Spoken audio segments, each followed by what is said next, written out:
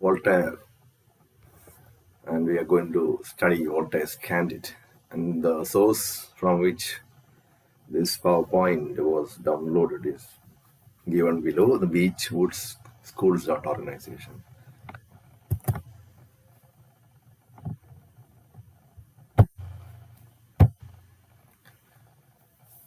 Voltaire was born Francois Marie Arouet. His full name was that on November 21, 1694 in Paris. And he received his education at Louis Le Grand, a Jesuit college in Paris, where he said he learned nothing but Latin and the stupidities. And now we understand how much he was against religion from the very comment that he learned from a Jesuit college, nothing but Latin and stupidities. And quite interestingly, he dropped out from the general education that he was receiving, and later on he studied on his own, and now Voltaire became quite popular among the people, especially the elite social circles that Paris was famous for. In 1717, he wrote a bitter satire about French authorities and ended up in prison for 11 months. So he wrote a kind of burlesque on the French authorities, and so ultimately ended up in prison for 11 months. But while in prison, he did not sit quietly. He wrote. That's an advantage that Voltaire had, was that he had a quiet period in the prison, and he wrote a theatrical success called Oedipe in 1726. And then again, so while in prison, he wrote Oedipe, and then after coming out of prison in 1726, he insulted a powerful and influential nobleman, de Rohan, and he was given either two options: one, going to prison again, or going on exile. So Voltaire thought about it and opted to go out of France, and he moved to England. So while in England, he studied and became influenced by John Locke and Sir Isaac Newton.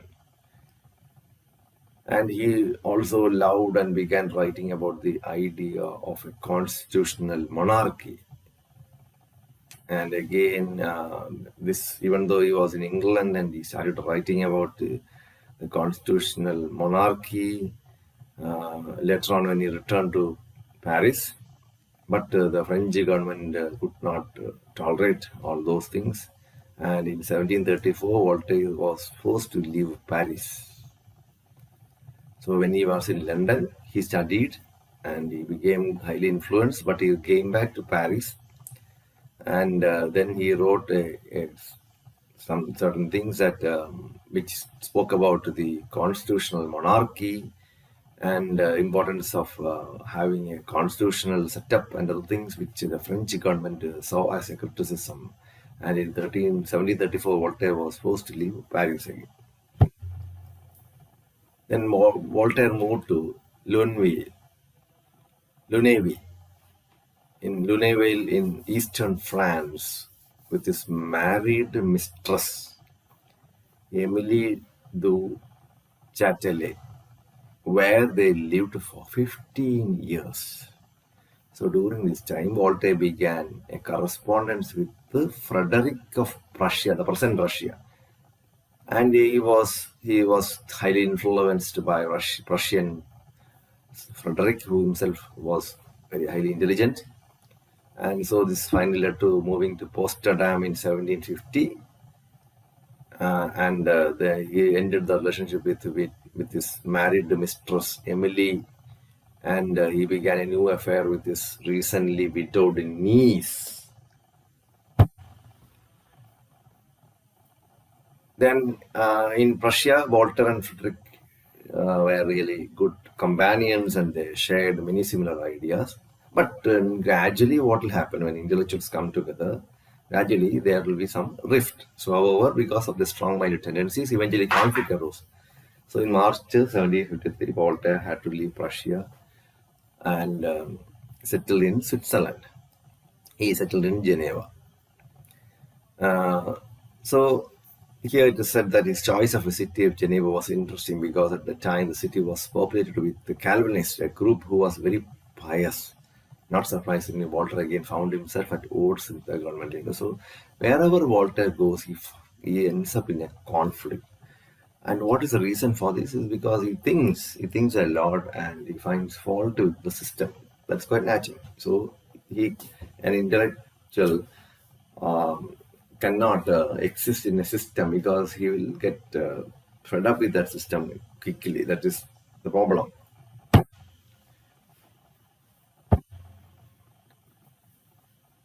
Now we find that something quite surprising took place, or something that was shocking at the same time took place on November the 1st, 1755. So Lisbon in Portugal was destroyed by an earthquake that killed 15,000 people in 6 minutes, with another 15,000 mortally wounded. So Voltaire contemplated on the disaster and began to think if Alexander Pope would agree. Alexander Pope wrote that whatever is right. Voltaire began to question the optimist philosophy and knew there must be an inherent flaw in a philosophy that believed that devastating earthquake to be the best of all possible worlds. So this is there existed, and a period of during the period of enlightenment there existed a high optimism, that is whatever happens is for the good. Whatever happens has been designed by God, and God will look after us. God is there to protect us. So this is the best of all possible worlds. That belief was there. But then Voltaire asked, if this is the best of all worlds, why is there an earthquake? It kills hundreds and thousands of people, injuring thousands of people. What is the reason behind this? So that is it. He challenged it, or he started questioning the optimistic philosophy that existed that day. Now he left Geneva. Voltaire finally settled in Ferney in France, where he wrote Candide in 1759. After all these experiences of traveling around, meeting Frederick, experiencing the earthquake, finally he thought that he must come out with something. And Candide, in a way, can be said the product of all his experience, and his philosophy comes out in through that.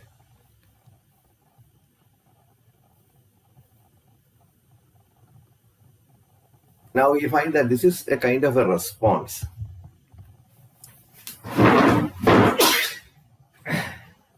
So, sorry, this is a kind of a response to the philosophy that the world is, or our world is something that has been created perfectly. So Voltaire considered his book to be a little response to the philosophy of Gottfried Wilhelm Leibniz, who attempted to establish a philosophy that merged a scientific explanation of the universe with a belief in a just God.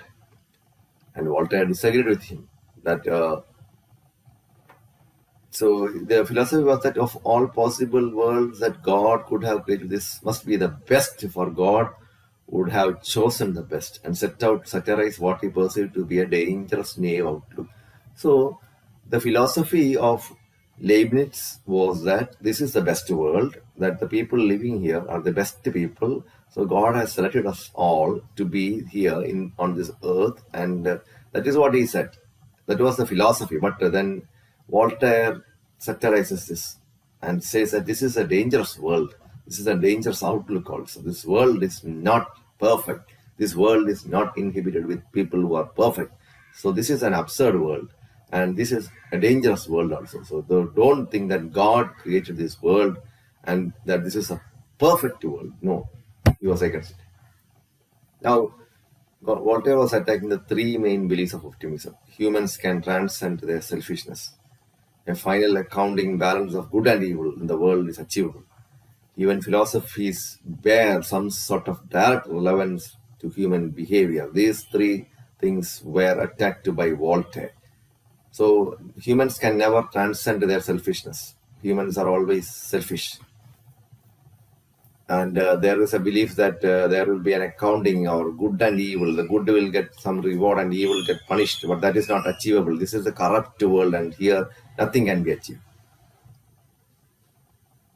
So now the human philosophies that we carry along with us is closely associated with our behavior. That is absolutely wrong, because philosophically you will be a great person, but practically you are nothing. You will be a criminal. So that is what Voltaire learned by going around the world. So all these exiles and travelings and new friends here and there helped Voltaire to understand that in reality man is not a perfect person, or humans are subject to their passion, their thoughts, their feelings, their evil. Evil exists, so evil cannot. We cannot live in this world and think that everything is good. This is a best world. No, you can't think like that, because this is not the best world, and it is absolutely wrong to say that God created this world, and so this world is perfect, and world is inhibited with perfection. No, this world is absolutely absurd. That is what Voltaire finally came to conclusion.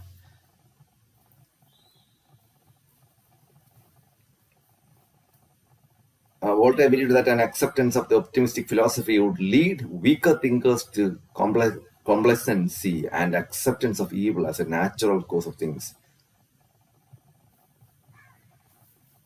So now we find that when we think that philosopher, the